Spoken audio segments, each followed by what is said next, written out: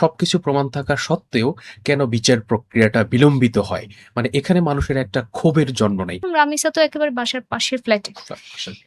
তো সেইখানে আসলে রাষ্ট্র কি ব্যবস্থা করতে পারল? যদি হাই প্রোফাইল কারো আত্মীয় অথবা হাই প্রোফাইল ব্যক্তি হন, আবার কিছু সময় দেখেছি সেটা যদি মিডিয়া ট্রায়াল এর মাধ্যমে একটা হাইপ ক্রিয়েট করে, তখন কিন্তু ওই মামলার বিষয়টি আলোচনায় আসে এবং খুব দ্রুততার সাথে অনেক কিছু অগ্রগতি আমরা দেখি। যে যখন এইগুলো মামলাগুলো মিডিয়াতে আসছে, মানুষ এটা নিয়ে প্রতিবাদ করছে, তখন খুব দ্রুত বিচার আমরা কিছু মামলায় দেখতে পাই। যারা এই অসুস্থ মানসিকতা তাদের আসলে কি লজিক আছে? একেকটা ৪ বছরের বাচ্চা, ৫ বছরের বাচ্চা, ১০ বছরের বাচ্চা। তারা শারীরিকভাবে এই ধরনের সম্পর্কের জন্য সক্ষমও না। বাংলাদেশে যে ১ম তা না। কিন্তু এখন পরপর ঘটছে দেখে আমাদেরকে আরো ভাবিয়ে তুলছে। কি পোশাক পরলো সেই বেসিসে রেপ হয়, এ ধরনের অনেক কথা আপনি দেখবেন যে যখন এইগুলো মামলাগুলো মিডিয়াতে আসছে, মানুষ এটা নিয়ে প্রতিবাদ করছে, তখন খুব দ্রুত বিচার আমরা কিছু মামলায় দেখতে পাই। শিশুদের ক্ষেত্রে, বিশেষ করে শিশু রেপ কেসদের বিচারের ক্ষেত্রে একটা স্পেশাল ট্রাইব্যুনাল গঠন করা হয়েছে। সাক্ষী সুরক্ষার অনেকেই চিন্তা করে আমি আজকে গিয়ে কোর্টে সাক্ষ্য দিব, যার বিরুদ্ধে সাক্ষ্য দিব সে যদি বের হয়ে আমার কোনো ক্ষতি করে ফেলে, শুধুমাত্র যে ডেড বডির ছবি আহ, দিচ্ছে তা তো না, অনেকগুলো ছবি এই ধরনের আসে ভিকটিমের, যেটা তার পরিবারেই প্রোভাইড করছে। দর্শক, স্বাগত বাংলা ভিশনের নিয়মিত পডকাস্টে। আপনাদের সাথে আছি আমি শুভ ইসলাম। আমরা জানি বিগত এক সপ্তাহে দেশে প্রায় ৪ জন শিশুকে ধর্ষণের পর হত্যা করা হয়েছে। বিষয়টি নিয়ে ইতিমধ্যে ফুঁসে উঠেছে গোটা দেশ। পাশাপাশি আমরা জানি আগামী ১০ জুন আলোচিত সমালোচিত ক্রিকেটার নাসির হোসেন এবং তামিমার যে মামলা রায় সেটিও হতে যাচ্ছে এবং এ বিষয়ে মানুষের মধ্যে জানার আগ্রহ আসলে কি রায় হতে যাচ্ছে। এই দুটি বিষয় নিয়ে আজকে আমরা কথা বলব। আর এই বিষয় নিয়ে কথা বলার জন্য আজকে আমাদের সাথে স্টুডিওতে উপস্থিত আছেন আইনজীবী ইশরাত হাসান। দর্শক, চলুন কথা বলি তার সাথে। কেমন আছেন? জি, ভালো। এক সপ্তাহের মধ্যেই আমরা দেখেছি বাংলাদেশে প্রায় ৪ জন শিশুকে ধর্ষণের পর হত্যার মতো ঘটনা ঘটেছে এবং সেগুলো এখন পর্যন্ত আ কি বিচার হচ্ছে বা বিচার প্রক্রিয়াটা আসলে কি সেটা নিয়ে মানুষের মধ্যে একটা উৎসাহ বা উৎকণ্ঠা। ১ম আপনার কাছে প্রশ্ন, একজন আইনজীবী বা একজন মা হিসেবে এই বিষয়গুলোকে আপনি কিভাবে দেখেন? মানে আপনি মোটেও উদ্বিগ্ন কিনা? উদ্বিগ্ন তো অবশ্যই। এটা আসলে যেই ঘটনাগুলো ঘটেছে এবং লাস্টলি রামিসার ঘটনাটা, এটা নিয়ে শুধু আমি একা না, সারা দেশের মানুষ সবাই উৎকণ্ঠা প্রকাশ করেছে। তারা এই বিষয়টা নিয়ে আসলে সত্যি বলতে সারা বাংলাদেশের মানুষকেই কাঁদিয়েছে। যে এই যে ছোট শিশুগুলো একের পর এক, আ এর আগেও ৪ বছরের একটা শিশু, তার আগে ১০ বছরের একটা শিশু। এই ঘটনাগুলো আসলে আ বাংলাদেশে যে ১ম তা না। কিন্তু এখন পরপর ঘটছে দেখে আমাদেরকে আরো ভাবিয়ে তুলছে। বাংলাদেশে সবসময়ই এই যে রেপের, শুধু বাংলাদেশ না, সারা বিশ্বেই আসলে রেপের ঘটনাটা হচ্ছে আ কমন একটা অফেন্স। যেই অফেন্সে প্রত্যেক দেশেই একেবারে তাদের দেশের আইন অনুযায়ী সর্বোচ্চ সাজার ব্যবস্থা রয়েছে। কিন্তু বাংলাদেশে আমাদের সবসময়ই আমরা কনসার্ন যে আসলে নারীদের নিরাপত্তা ব্যবস্থা, তারপরে নারীদের প্রতি সামাজিক দৃষ্টিভঙ্গি, এগুলো নিয়ে আমরা সবসময়ই বলে এসেছি যে এই দৃষ্টিভঙ্গিগুলো বদলানো খুবই প্রয়োজন। একটা একজন নারী কি পোশাক পরলো সেই বেসিসে রেপ হয়, এ ধরনের অনেক কথা আপনি দেখবেন যে সোশ্যাল মিডিয়ায় যখন একজন নারীকে রেপ বা অ্যাটেম্প্ট টু রেপ এর বিষয় আসে, তখন দেখা যায় যে সেই পোস্টের সাথে আরো ১০০ টা কমেন্ট এরকম থাকতে পারে। অনেকের মন মানসিকতাই এরকম যে তিনি আসলে কি পোশাক পরতেন। কিন্তু দেখেন যেই নারী আ হয়তোবা পর্দা করছেন তিনিও পোশাকের বিষয়টা স্পেশালি যদি আমরা নারীর ক্ষেত্রে জি, ধরি সেটাও একটা আলাদা আলোচনার বিষয়। আলাদা কিন্তু আলোচনার বিষয়। কেসগুলো রিসেন্ট এসে হ্যাঁ, সবগুলো শিশু। সেগুলিই বলতে চাচ্ছি যে তাহলে সেখানে আসলে আপনাদের যারা এই অসুস্থ মানসিকতা তাদের আসলে কি লজিক আছে? একেকটা ৪ বছরের বাচ্চা, ৫ বছরের বাচ্চা, ১০ বছরের বাচ্চা, যারা আসলে আ শিশু এক কথায়। তাদের এগুলো আসলে বোঝার ক্ষমতাও নেই এবং তারা শারীরিকভাবে এই ধরনের সম্পর্কের জন্য সক্ষমও না। তো তাদেরকে দেখেও যখন তাদেরকে নিয়েও যখন রেপ করতেছে এবং দেখা যাচ্ছে যে বাসা থেকে বেশি দূরে না, হয়তোবা কাছাকাছি কোথাও গেছে এবং রামিসা তো একেবারে বাসার পাশের ফ্ল্যাটে। তো সেইখানে আসলে রাষ্ট্র কি ব্যবস্থা করতে পারল? তো তখন তো অবশ্যই আশঙ্কার বিষয়। আমার নিজেরও ২ টা বাচ্চা আছে। আ যদিও তারা ছেলে এবং এখন তো ছেলে শিশুরাও নিরাপদ না। বনশ্রীতে লাস্টলি একটা ছেলে শিশু আত্মহত্যা করেছে। আ যার মধ্যে পুলিশ চিহ্ন পেয়েছে, বলাৎকারের আ চিহ্ন পেয়েছে। তো তার মানে হচ্ছে ছেলে শিশুরাও তো নিরাপদ না। এখন আসলে কি দেখা যাচ্ছে? এখন দেখা যাচ্ছে যে কোনো মেয়েকে না পেলেও এই অসুস্থ মানসিক কুরুচিপূর্ণ ব্যক্তিরা বিশেষ করে শিশুদেরকে টার্গেট করছে যে শিশুরা vulnerable, তারা হয়তো কাউকে বলতে পারবে না। তাদেরকে ভয়ভীতি দেখিয়ে চুপ করা যাবে এবং যদি আশঙ্কা করে যে এই শিশুকে বলে দিতে পারে, তখন তাকে খুন করে ফেলছে এবং নৃশংস খুন একের পর এক। তো এটা তো অবশ্যই খুব উৎকণ্ঠার কারণ। ওকে, আমরা আরেকটা বিষয় জানতে চাই। বিশেষ করে এই ধরনের আ যদি বলি একবারে প্রকাশ্য যে বিষয়গুলো আমরা বুঝছি যে হয়তো রেপ হয়েছে বা এই ব্যক্তিটা করেছে, অনেক সময় পালিয়ে যাচ্ছে। বাট মানুষের সাধারণ মানুষের পারসেপশন হচ্ছে যে সবকিছু প্রমাণ থাকা সত্ত্বেও কেন বিচার প্রক্রিয়াটা বিলম্বিত হয়? মানে এখানে মানুষের একটা ক্ষোভের জন্ম নেই। একজন আইনজীবী হিসেবে এই বিষয়টাকে আপনি কিভাবে বিশ্লেষণ হ্যাঁ, করবেন? এই বিষয়টার সাথে অনেক কিছু জড়িত। প্রথমত হচ্ছে আ বিচার কেন হচ্ছে না বা বিচার কেন বিলম্বিত হচ্ছে বা আসলে এই যে অপরাধগুলো হচ্ছে, এগুলোর আসলে কি হচ্ছে শেষ পর্যন্ত? আমরা এই অপরাধগুলো জানতে পারি হয় সোশ্যাল মিডিয়ার মাধ্যমে অথবা আ মিডিয়ার মাধ্যমে। টিভি বা পত্র-পত্রিকা এইসব মিডিয়ার মাধ্যমে আমরা ঘটনাগুলো জানতে পারি। এই মিডিয়াতে যখন আসি তখন আমরা জানতে পারি আসলে কি হচ্ছে, কি হচ্ছে না। এছাড়া আসলে আমাদের কাছে কোনো তথ্যও থাকে না যে আসলে কি হয়। আ ধরেন আসিয়া, রামিসা তাদেরটা তো সারা দেশে চাঞ্চল্যের সৃষ্টি হয়েছে। এছাড়াও তো অনেক শিশু রেপ হচ্ছে, হু, হু। অনেক নারী রেপ হচ্ছে। তাহলে সেই বিষয়গুলো হয়তোবা মিডিয়ায় এসেছে, হয়তোবা আসেনি বা মানুষ জানেন অনেক না। সময় আড়ালেই থেকে যায়। আড়ালেই থাকছে। তাহলে আসলে এই মামলাগুলোর কি হচ্ছে? সেই বাস্তবতাটা সম্পর্কে আমি একটু বলি। সেটা হচ্ছে প্রথমত আমাদের আইনে কি আছে? আইনে আমাদের কোনো আ নারী বা শিশুকে রেইপ অথবা রেপ করে মেরে ফেলা অথবা গ্যাং রেইপ এই ধরনের বিষয়ে একবারে যাবজ্জীবন অথবা সর্বোচ্চ মৃত্যুদণ্ডের সাজার বিধান আছে। নারী শিশু নির্যাতন দমন আইন ২০০০ এর ৯ ধারায়। এছাড়া যদি রেপের চেষ্টাও করে তাহলে সেই ক্ষেত্রে কমপক্ষে ৫ বছর এবং সর্বোচ্চ ১০ বছরের শাস্তির বিধান রয়েছে। আ আর যদি রেপ করার চেষ্টা করতে গিয়ে কোন ধরনের আঘাত করে, অর্থাৎ রেপ হলো না কিন্তু তার প্রাইভেট পার্ট এ কোন ধরনের আঘাত করে, সেক্ষেত্রেও মৃত্যুদণ্ড অথবা যাবজ্জীবন কারাদণ্ডের বিধান রয়েছে। আর পুলিশের হেফাজতে যদি এই ধরনের ঘটনা ঘটে, সেখানে যিনি করেছেন তার তো মৃত্যুদণ্ড বা যাবজ্জীবন কারাদণ্ডের সাজার বিধান আছেই। উপরন্তু যে দায়িত্বপ্রাপ্ত ব্যক্তিরা ছিলেন, অর্থাৎ যাদের কাস্টডিতে ছিলেন, তাদের বিরুদ্ধেও কমপক্ষে ৫ বছর, সর্বোচ্চ ১০ বছরের সাজার বিধান রয়েছে। তাহলে আইনে কিন্তু সর্বোচ্চ মৃত্যুদণ্ডের সাজার বিধান দিয়ে দিয়েছে। তাহলে আইনে এখানে কিন্তু আর কিছু করার নাই। যখন সর্বোচ্চ শাস্তিটা দিয়ে দিচ্ছে। এখন কথা হচ্ছে লটা ইমপ্লিমেন্টেশন এর জায়গা। তাহলে এই আইনগুলো আইন অনুযায়ী বিচার করবে কে? অবশ্যই কোর্ট। তো নারী শিশু নির্যাতন দমন ট্রাইব্যুনাল এই বিষয়গুলি ডিল করে এবং রিসেন্টলি শিশু ধর্ষণ ট্রাইব্যুনাল নামেও ট্রাইব্যুনাল গঠিত হয়েছে। কিন্তু আমাদের বাংলাদেশে আমাদের জনসংখ্যা ১৮ থেকে ২০ কোটি। এবং আমাদের মামলা হচ্ছে ৪৫ লক্ষের অধিক। এর মধ্যে জামিন শুনানি অন্যান্য বিষয় তো বাদই দিলাম। ওগুলো ধরলে সংখ্যাটা আরো অনেক অনেক বেশি। বেশি। এবং বিচারকের সংখ্যা ২৫০০ যেখানে ১৮০০ জন আরকি নিয়মিত বিচার করেন। হু, হু। তাহলে ১৮০০ জন বা আপ আ এক আপনি যদি ২৫০০ ও ধরেন প্রত্যেককে বিচার করবে। তাহলে কি ৪৫ লক্ষ মামলা আগামী ১-১.৫ লক্ষ বছরেও শেষ হবে না। কেননা নতুন, নতুন মামলা ফাইল হবে। হুম। তাহলে একটা জনসংখ্যার অনুপাতে, মামলার অনুপাতে আমাদের তো পর্যাপ্ত বিচারক নিয়োগ দিতে হবে। সেই নিয়োগ দেওয়াটার দায়িত্বটা কার? রাষ্ট্রের। হুম। তো বিচারকরা তো আর নিজে, নিজে নিয়োগ হয়ে ট্রাইব্যুনাল পেয়ে যাচ্ছে না। বিচার কার্য পেয়ে যাচ্ছে না। তাহলে একেকটা মামলা অনুপাতে, মামলার সংখ্যা অনুপাতে একজন বিচারক প্রতিদিনে কতগুলো বিচার করবেন, মাসে কতগুলো বিচার করতে পারবেন, হ্যাঁ? কেননা উনি তো হিউম্যান বিইং। হুম। উনি ২৪ ঘন্টা কাজ করলেও এই কাজ শেষ হবে না। সেই অর্ডার গুলো লিখতে হবে, রায়গুলো লিখতে হবে। তাহলে এগুলো জেনে শুনেও যদি এত বছর ধরে আমাদের স্বাধীনতার এত বছর হয়ে গেছে। তো আমরা যদি সেই আগের সেটআপেই বসে থাকি, আর যদি বলি যে বিলম্ব হচ্ছে কেন?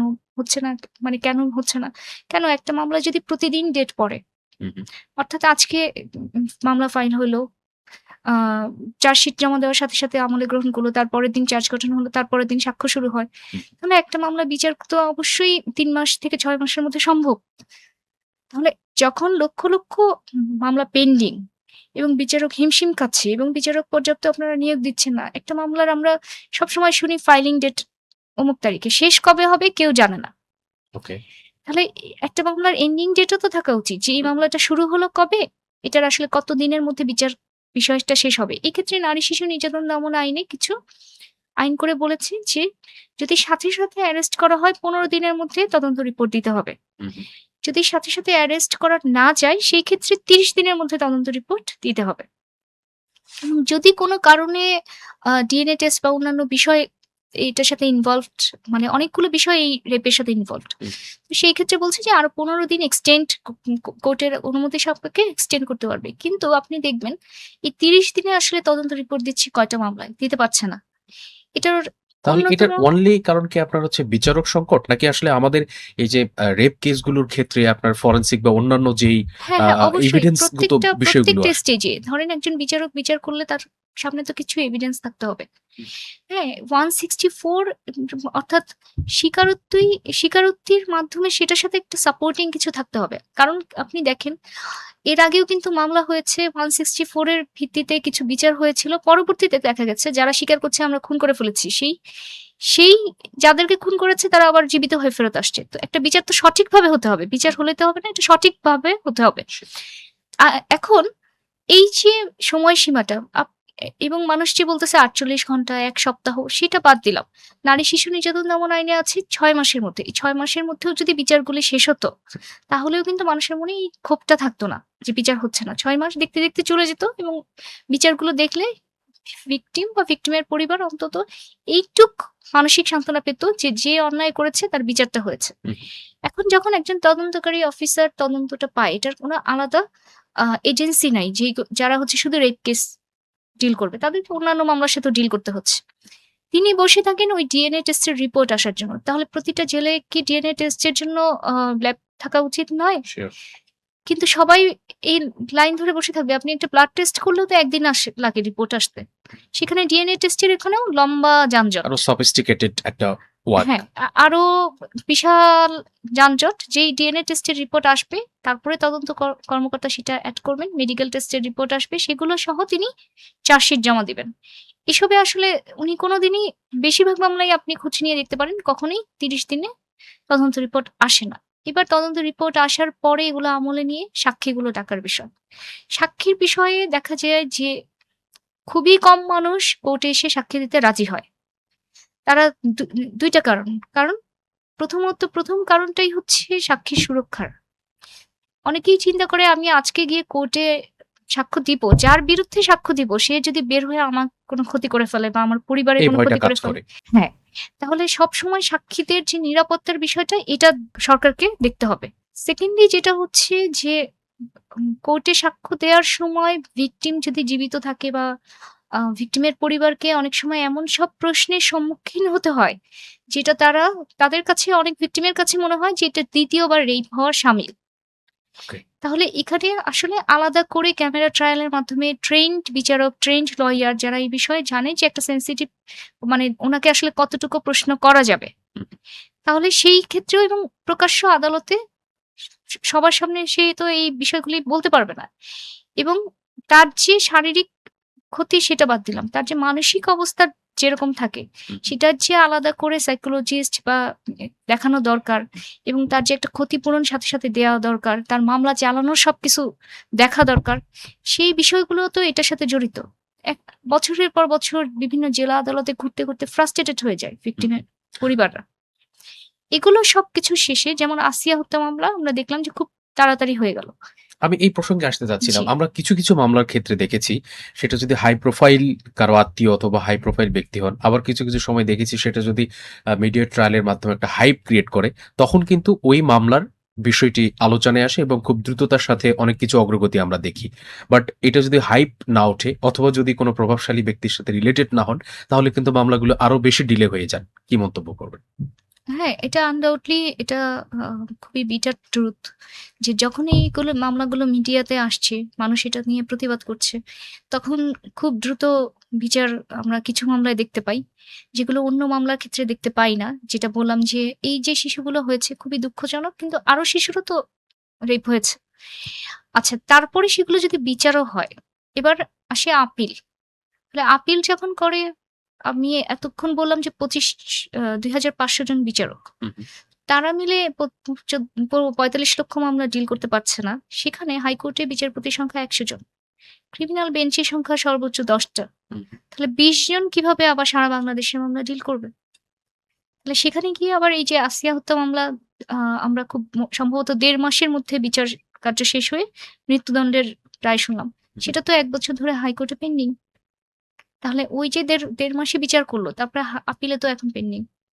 জি। তাহলে এই যে আপিলে যেন এই মামলাগুলো আলাদা করে, বিশেষ করে নৃশংস রেপ, নৃশংস খুন এই মামলাগুলো যেন দ্রুত বিচার হয় সেজন্য আলাদা স্পেশালিস্ট বেঞ্চ দরকার। আপনি যেমনটি বলছেন একটু আগে শিশুদের ক্ষেত্রে বিশেষ করে শিশু রেপ কেসদের বিচারের ক্ষেত্রে একটা স্পেশাল ট্রাইব্যুনাল গঠন করা হয়েছে। বর্তমানে এই ট্রাইব্যুনালটা কিভাবে কাজ করছে বা আদৌ কাজ করছে কিনা? ট্রাইব্যুনালটা খুব রিসেন্টলি গঠন করা হয়েছে। এর আগে নারী শিশু ট্রাইব্যুনালে মামলাগুলো চলত।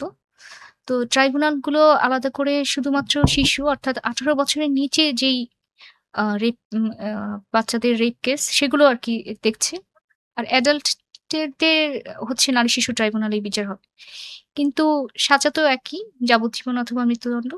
ট্রাইব্যুনাল কাজ করছে। কিন্তু আমি যেটা বললাম যে যতক্ষণ পর্যন্ত নিম্ন আদালতে বিচারকের সংকট না যাবে এবং অন্যান্য যে আ এখানে তো অনেকগুলো উম মানে লজিস্টিক যে সাপোর্ট গুলো সাপোর্ট গুলো দরকার। থাকবে এবং এছাড়া তদন্তকারী কর্মকর্তাও যতক্ষণ পর্যন্ত এই সাপোর্ট গুলো না পাচ্ছেন, ততক্ষণ পর্যন্ত এই বিচারটা কমপ্লিট কিভাবে হবে? এবং যদি রাষ্ট্র মনে করে, রাষ্ট্রের যদি সদিচ্ছা থাকে যে আমি আসলেই বিচার করতে চাই, তাহলে এই জিনিসগুলি এই কিছুদিন একটা বিচার করে দেখাইলাম সেটা না। সোসাইটি থেকে কিভাবে মাদকাসক্তি দূর করা যায়, কিভাবে এডুকেট করা যায়, পাশাপাশি প্রয়োজনীয় উপজেলায় কোর্টকে স্থানান্তর করে যে একটা জেলায় থাকবে বা একটা জায়গায় লিমিটেড থাকবে তাহলে সারা বাংলাদেশ থেকে আসতে হচ্ছে কষ্ট করে। তাদেরকে জেলায়, জেলায় যেতে হচ্ছে। উপজেলায় মানুষের দ্বার প্রান্তে পৌঁছে দেন। উপজেলায় কোর্ট দিয়ে দেন। যাতে ওই মামলাগুলো ওখানে শেষ হয়ে যায়। তো সেইগুলোর সেটআপ গুলো মানে অর্থাৎ মূল থেকে আমাদের আ এই স হা ইয়াগুলো দরকার, উদ্যোগগুলো দরকার। আমরা শুধুমাত্র কয়টা বিচার করলাম, তারপরে আবার যা কিছুদিন পরে তো তাই হয়ে যাচ্ছে। আরেকটা বিষয় আমরা আ আ আপ আপ এই পডকাস্টে বসার আগে আমি কিছু সোশ্যাল মিডিয়া একটু সার্ফিং করছিলাম। সেখানে অনেকগুলো মামলার কিন্তু কেস দেখলাম। বিশেষ করে শিশুদের রেপ কেসের যে ঘটনাগুলো। অনেক সময় আমি মানে অনেকেই প্রশ্ন করেছেন যে এই ধরনের যখন সেনসিটিভ মামলাগুলো বা ইথিক্যাল জায়গাগুলো আমাদের যখন সমাজে এক্সপ্রেড হয়, বিশেষ করে ওই যারা ভিকটিম তাদের পক্ষ না হয়ে দেখা যাচ্ছে যে যিনি কাজটা করেছেন তার পক্ষে আইনজীবী দাঁড়িয়ে যায়। এখানে আসলে আইনজীবীদের একটা মানে নীতি-নৈতিকতার প্রশ্ন তারা তুলেছেন। এ বিষয়ে আপনার কোনো মন্তব্য আছে? হ্যাঁ, অবশ্যই। প্রথমত এখানে ২ টা সাইডই আমি বলব। হ্যাঁ? কোন একটা স্পেসিফিক এটা উত্তর দেওয়া যাবে না। প্রথমত হচ্ছে আইনজীবী রাখাটা হচ্ছে প্রত্যেকেরই সাংবিধানিক অধিকার। হুম, হুম। অর্থাৎ এখন আপনি একজনকে তো অপরাধী পাচ্ছেন। তাই আপনার কাছে মানে এই বিষয়টা মানুষকে আ বিবেককে প্রশ্ন হচ্ছে যে তাহলে সে আইনজীবী কেন পাবে? কিন্তু যতক্ষণ পর্যন্ত সে কোনো স্টেট ডিফেন্স লয়ার না পাবে, ততক্ষণ পর্যন্ত সে কিন্তু আইনগতভাবে একটা ফাঁকফোকর থেকে যায় যে সে আসলে নিজেকে রিপ্রেজেন্ট করতে পারেনি। সেকেন্ডলি হচ্ছে যে আইনজীবী হিসেবে নিয়োগ প্রাপ্য হওয়া, এটা প্রত্যেকের আইনজীবীদের হচ্ছে নিজস্ব চিন্তাভাবনা বা নিজস্ব তার পেশাগত দায়িত্বের বিষয়। সেটা থেকে কেউ যদি মনে করেন যে হ্যাঁ, তার বিবেকে অবশ্যই লাগছে, কিন্তু অস্বীকার করতেই পারেন যে না আমি এই ধরনের ব্যক্তির আইনজীবী হিসেবে আমি থাকব না।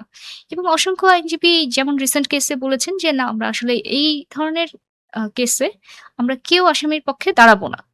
সেটা অবশ্যই আইনজীবীদের মোরাল বিষয় বা থেকে বিবেকের তাড়নাই বলেছেন। কিন্তু ধরেন সব মামলায় যদি এরকম এক্সপেক্ট করা হয় যে আসলে আসামি পক্ষের কোনো আইনজীবী পাওয়ারই দরকার নেই। আইনজীবী থাকতেই পারেন। আইনজীবী সত্যটা তুলে ধরে কোর্টকে অ্যাসিস্ট করবেন। আইনজীবী হলেই যে আসামির পক্ষে তার মিথ্যা কথা বলতে হবে ডিফেন্সে তা তো না। হুম, আসামি যা করেছে সেই বিষয়ে কোর্টকে অবগত করতে পারেন। যেমন এখানে ২ জন আসামি এই মামলায়। হুম, হুম। একজন হচ্ছেন যিনি রেপিস্ট এবং তার যে ওয়াইফ সে কিন্তু সমানভাবে এখানে অ্যাসিস্ট। অ্যাসিস্ট করেছে। যদিও সে রেপ করেনি। নারী শিশু নির্যাতন দমন আইনের ৩০ ধারা অনুযায়ী যারা এই ধরনের কাজে সহযোগিতা করবেন তাদের কিন্তু একই শাস্তি। এখন কোয়েশ্চেন আসছে যে হতে পারে যে একজনের মৃত্যুদণ্ড হতে পারে একজনের যাবজ্জীবন। তখন না তার আইনজীবী বলতেই পারেন যে তার সে যেহেতু সরাসরি রেপটা করেনি তাকে কনসিডার তার যতটুকু ভাষ্য ততটুকুই বলতে পারেন। অর্থাৎ কোর্টকে যতটুকু সত্য ততটুকু বলে অ্যাসিস্ট করতে পারেন। হুম, তার মানে এটা না যে প্রত্যেকের আইনজীবী না রাখার বিষয়ে কোন ধরনের আইন করা যাবে। কেন এটা সবার কনস্টিটিউশনাল রাইট। একজন তো ইনোসেন্ট ও হতে পারে। হুম। আজকে কেউ মিথ্যা মামলায়ও পড়তে পারে। তখন যদি বলেন যে সে আইনজীবী পাবে না, সেটা তো তার রাইটটাও ভায়োলেশন হচ্ছে। প্রত্যেকেই আইনজীবী পাবে। এটা আইনজীবীদের দায়িত্ব যে আমি আসলে কোন মামলা করব আর কোন মামলা করব না সেটা বুঝে করা এবং মামলা যদি কেউ নেনও তিনি যেন সত্যটা উপস্থাপন করেন উপস্থাপন কোর্টে। করেন। ওকে। আরেকটা বিষয় আপনার একটু নজরে আনতে চাই। আমরা অনেক সময় দেখি যে যারা ভিকটিম হচ্ছেন তাদের ছবিগুলো কিন্তু ফ্লাশ করা হচ্ছে। আসলে এই বিষয়ে আ আ আইনি পরিভাষা কি বলে বা আইন কি বলে? এ বিষয়ে আসলে আইনে সরাসরি যেমন নারী শিশু নির্যাতন দমন আইনে অধীন যেই মামলাগুলো হবে, অর্থাৎ রেপ অথবা যৌতুকের জন্য মারধর অথবা মেরে ফেলা, এই ধরনের যেই আইনে যেই সাজার বিষয়, অর্থাৎ নারী শিশু নির্যাতন দমন আইনের অধীন যেই মামলাগুলো সেগুলোর বিষয়ে বলছে, এই আইনের ১৪ ধারায় বলছে যে ভিকটিমের নাম, ছবি বা পরিচয় প্রকাশে সুস্পষ্ট বাধা আছে এবং সাজার বিধানও আছে। এটা কি আমরা মানছি? অবশ্যই না। এখানে অনেকগুলো পরিস্থিতি হচ্ছে। ওই যে ১ম এ বললাম যে অনেক মানুষের আ মন থেকে এটা আ বিশ্বাস করে যে আপনি যতক্ষণ পর্যন্ত আসলে মিডিয়ায় আসবে না মনে হয় আমি বিচার পাবো না। সেখান থেকে আপনি দেখেন অনেক ছবি তো তাদের পরিবার থেকেই আসে। অনেক শুধুমাত্র যে ডেড বডির ছবি আ দিচ্ছে তা তো না। অনেকগুলো ছবি এই ধরনের আসে ভিকটিমের, যেটা তার পরিবাররাই প্রোভাইড করছে বা তার আ আত্মীয়স্বজন বা কাছ পরিচিত থেকে ব্যক্তিরাই আসছে আসছে। ছবিগুলো। তারা এই এক্সপেকটেশন এ করছে যে এই ভিকটিম এর বিষয়ে সবাই যখন জানবে, তখন নিশ্চয়ই এটার একটা বিচার হবে। তাদেরকেও আসলে দোষ দেওয়া যায় না। আর মিডিয়াতে অবশ্যই এটার মিডিয়ার রেসপনসিবিলিটি, যদি ছবি পায়ও, তাহলে ছবিগুলো অন্তত ব্লার করে পরিচয়টা সম্পূর্ণ না রেখে, কেননা একজন যদি মারাও যান, তার পরিবার-পরিজন যারা আছেন, তাদেরও তো আসলে সোসাইটিতে নিরাপত্তার বিষয়টা কিন্তু একটা বিষয়। হুম, হুম, আবার একজন ভিকটিম যিনি বেঁচে আছেন, হুম, তিনি যেন সুস্থভাবে পরবর্তীতে বাঁচতে পারেন। হুম। যেন তাকে দেখলেই আইডেন্টিফাই করে না বলে যে, এই যে এর জীবনে এই ঘটনা ঘটেছে। কেন আমরা তো এখনো অনেকটা অসুস্থ সমাজে বাস করি।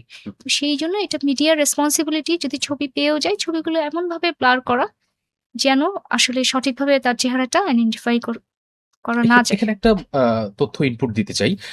আমাদের দেশে রেজিস্টার্ড গণমাধ্যম যদি আমরা একটা নির্দিষ্ট সংখ্যাই ধরি, বাট আমাদের এখন সবচেয়ে অ্যাক্টিভ আমরা কিন্তু সোশ্যাল মিডিয়ায় বেশি। হুম। তো মেক্সিমাম ক্ষেত্রে দেখা যাচ্ছে আমরা অনেকটা সেই বিষয়গুলো মেনে চলার চেষ্টা করলেও বা এখন মেক্সিমাম মিডিয়া ছবি ব্লার করে সেটা প্রকাশ করে বা জি। এটলিস্ট চেষ্টা করছে। এখন আমরা রিসেন্ট ট্রেন্ডস দেখছি। বাট সামাজিক মাধ্যমে যে পোস্টগুলো আসছে সেখানে কিন্তু ছবি, তারপরে আপনার তার ফেস সহ এবং তার ভোটার আইডি সহ এভরিথিং মানে ওপেন করে দেওয়া হচ্ছে। সেটাও কিন্তু আপনার ওই ভিক্টিমাইজ হওয়ার আরেকটা উপায়। হ্যাঁ, অবশ্যই। কারণ ১৪ ধারায় সরাসরি এটাকে অপরাধ হিসেবে গণ্য করা হচ্ছে। আমরা এটাতে স্ট্রিক্ট হচ্ছি না দেখে। যদি কেউ নারী শিশু নির্যাতন দমন আইনে ভিকটিম বা ভিকটিমের ফ্যামিলি সরাসরি মামলা দায়ের করেন যে আমার নাম, ছবি প্রকাশে আইনি সুস্পষ্ট বাধা থাকা সত্ত্বেও এই নাম, ছবি প্রকাশ করা হচ্ছে, যার ফলে আমি ক্ষতিগ্রস্ত হয়েছি, তাহলে সেটাও তো শাস্তিযোগ্য অপরাধ। শিওর। তো সেই বিচারগুলো কেউ চাচ্ছে না দেখে এবং সরকারের উদাসীনতার কারণে, এবং এটা কিন্তু তথ্য ও যোগাযোগ মন্ত্রণালয়েরও দেখার বিষয় যে আসলে কি কনটেন্ট যাচ্ছে, সেই কনটেন্ট গুলো আসলে আদৌ আইনসিদ্ধ কিনা। মূলধারার গণমাধ্যমগুলো এগুলো মেইনটেইন করার চেষ্টা করলেও এখন তো আসলে YouTube এ চ্যানেলের কোনো শেষ নাই বা ব্লগারের শেষ নাই। তারা এই বিষয়গুলো সম্পর্কে একেবারেই সচেতন না। এছাড়াও এর পাশাপাশি জি। আপনি যেমনটি বলছেন যে তথ্য যোগাযোগ প্রযুক্তি বিভাগ থেকে যে দায়িত্বটা হুম। সেখানেও আমরা রিসেন্ট দেখেছি আপনার ২-৩ মাস আগে কিছু অ্যাক্ট পাস হয়েছে। সাইবার সিকিউরিটি অ্যাক্ট, তার পার্সোনাল ডেটা প্রোটেকশন অ্যাক্ট নিয়েও হয়তো কাজ হচ্ছে। তো সেই বিষয়গুলো এর সাথে কিন্তু আসতে কানেক্টেড। পারে। মানে আমাদের এছাড়াও তথ্যটাকে এটা সরাসরি তাদের দায়িত্ব। সাইবার জগতের যেকোনো ধরনের অবৈধ অ আ কনটেন্ট যখন চলবে, অর্থাৎ এই যে ছবিটা প্রকাশ্যে সরাসরি নারী শিশু নির্যাতন দমন আইনের ১৪ ধারায় বাধা দিচ্ছে। তাহলে এই কনটেন্টটা যখন চলমান আছে, আ তথ্য যোগাযোগ প্রযুক্তি মন্ত্রণালয়ে যারা কাজ করেন তারা তো চোখ বন্ধ করে নাই। তারাও তো দেখছেন। হুম, হুম। তাহলে তাদের তো এটা দায়িত্ব যে এই বিষয়গুলোকে, কনটেন্ট গুলোকে সরিয়ে দেওয়া এবং যেই আইডি গুলো থেকে এগুলো পোস্ট করা হচ্ছে সেগুলোকে আইডেন্টিফাই করা। তো সেগুলো তো তারা করছেন না। এটাও তো তাদের একেবারেই কি বলবো? এর আগেও আপনারা দেখবেন যে হাইকোর্টে রিট করে ছবি সরাতে নির্দিষ্ট হচ্ছে। কনটেন্ট সরানোর নির্দেশ নির্দিষ্ট দিয়ে কনটেন্ট তারপরে তারপরে সরাতে করতে হচ্ছে। হচ্ছে। কেন হাইকোর্টে একজনকে আসতে হবে কেন? সেইজন্য আমার মনে হয় উল্টা আরো তথ্য এবং যোগাযোগ মন্ত্রণালয়ের কাছে ক্ষতিপূরণ চাওয়া উচিত। যে আপনারা আপনাদের কাজে ব্যর্থ হয়েছেন। আপনাদের ব্যর্থতার কারণে আমাকে কষ্ট করে হাইকোর্টে যেতে হবে কেন? একজন ভিকটিমকে কেন হাইকোর্টে গিয়ে রিট করে তার কনটেন্ট সরাতে হবে? এটা তো যোগাযোগ মন্ত্রণালয়ে একটা আ নিজে অথবা একটা কমপ্লেইন এর বেসিস এই হয়ে যাওয়ার কথা। তাদের এটা দেখার কথা। ওকে। আমরা এই প্রসঙ্গের আজকে লাস্ট প্রশ্ন আপনার কাছে। আ গত ১ সপ্তাহের বেসিসে আমরা যেই নাম্বারটা বা সংখ্যাটা দেখছি বিশেষ করে শিশু রেপের ক্ষেত্রে, বাট এটা এর আগেও অনেক হয়েছে আপনি যেমনটি বলছিলেন। তো আসলে আইন সঠিকভাবে এই বিচারগুলো না হওয়ার কারণেই কি মানে এই প্রয়াসটা বাড়ছে বা এই ধারাটা কি বাড়ছে? নাকি আসলে কি কারণে? নাকি সামাজিক অবক্ষয়, মূল্যবোধের অবক্ষয় আপনি দেখেন? আ প্রথমত হচ্ছে সামাজিক বোধের তো অবক্ষয় আছেই। আমাদের সমাজে নেশা বেড়ে গেছে। নেশাগ্রস্ত ব্যক্তির কোনো ধরনের বিবেক নেই। আবার দেখবেন যে এই ধরনের ব্যক্তিগুলো তাদেরকে তাদের ব্যাকগ্রাউন্ড যদি আপনারা চেক করেন, তখন দেখবেন যে তারা এই ধরনের বা অন্য কোনো ধরনের অপরাধ করে ইতিমধ্যে এসেছেন। অর্থাৎ এরা কিন্তু চিহ্নিত অপরাধী বেশিরভাগই। হুম, অন্যান্য অপরাধ করে তাদের সাহস বেড়ে গেছে।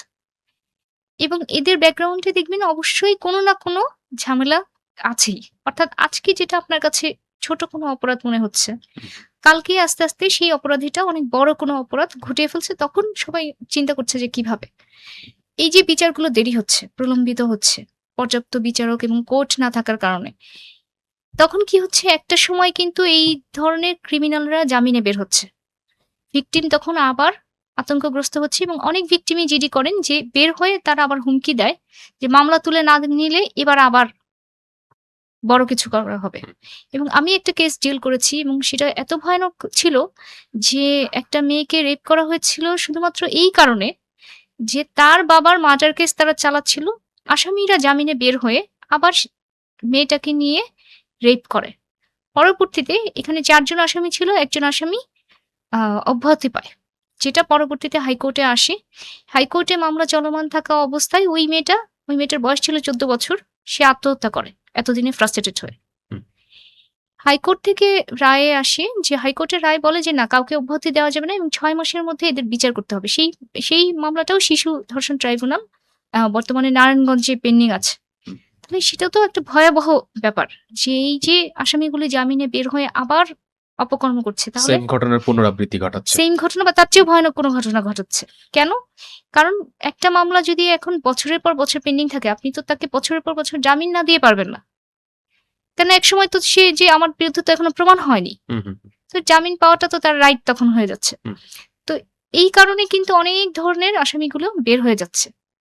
যেটা খুবই মানে অ্যালার্মিং ওকে, যে আমাদের প্রত্যাশা থাকবে জি, আসলে শুধুমাত্র একটা পক্ষ থেকে না, সরকারের পক্ষ থেকে, বিশেষ করে আপনি যেমনটি বলছিলেন কনটেন্ট সরানোর পক্ষ থেকে, এরপর প্যারেন্টস যারা আছি আমরা, মানে সব পক্ষ থেকেই যাতে সচেতন আমরা থাকি। পরবর্তীতে এই ধরনের যাতে রিপিটেশন এই সমস্ত ঘটনা আর না হয়।